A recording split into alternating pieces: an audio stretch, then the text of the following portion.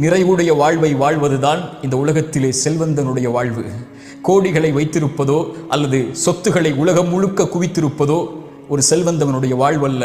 இந்த உலக வாழ்வில் வாழும் போதும் மரணிக்கும் போதும் நிம்மதியோடு அல்லாஹ் கொடுத்ததை கொண்டு திருப்தி அடைந்து அல்லாஹ்வின் மீது நல்லெண்ணத்தோடு குறைவுபடாமல், யா அல்லாஹ் எனக்கு நீ எந்த குறைவும் எதிலும் வைக்கவில்லை என்று, அல்லாஹ் எதை கொடுத்தாலும் கொடுக்கவில்லை என்றாலும் திருப்தி அடைந்து வாழக்கூடியவர்களை அல்லாஹ் ரப்புல் ஆலமீன் நேசிக்கிறான்.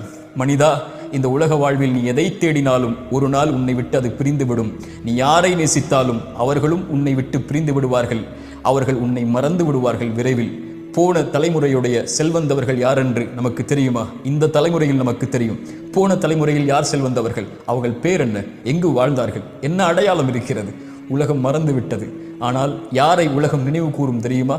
படைத்த இறைவனுக்கு நன்றியோடு வாழ்ந்து அல்லாஹ் கொடுத்ததை கொண்டு திருப்தி அடைந்து அல்லாஹ் கொடுத்ததிலிருந்து உலகம் பயன்